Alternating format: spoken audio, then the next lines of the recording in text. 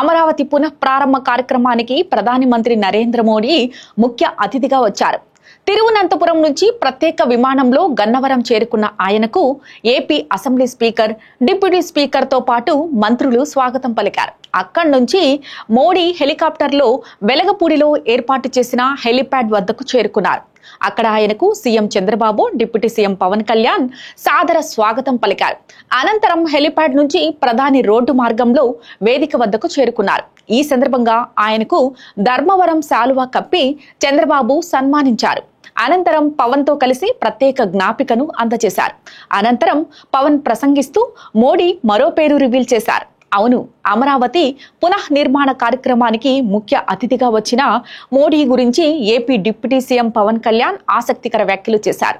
ఇందులో భాగంగా అమరావతికి నేనున్నానని భరోసా ఇస్తూ ఈ కార్యక్రమానికి విచ్చేసిన ప్రధానికి ధన్యవాదాలు తెలిపారు. ఆయన్ను భవానీ మాత మరింత శక్తివంతుల్ని చేయాలని ఆకాంక్షించారు. ఈ సందర్భంగా మోడీకి ఉన్న మరో పేరును ఆయన రివీల్ చేశారు. ఇందులో భాగంగా మోడీ ఓ సన్యాసాశ్రమంలో ఉన్నప్పుడు ఆయనకు అనికేత్ అనే పేరు పెట్టారని, దానర్థం పరమశివుడు ఇల్లు లేనివాడు అని తెలిపారు.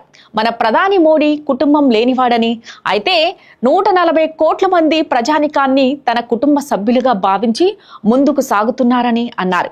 ఈ సందర్భంగా ప్రధాని మంత్రి నరేంద్ర మోడీకి ఆంధ్రప్రదేశ్ ప్రజానికం తరపున, అమరావతి రైతాంగం, ఆడపడుచుల తరపున హృదయపూర్వక నమస్కారాలు తెలిపారు పవన్ కళ్యాణ్.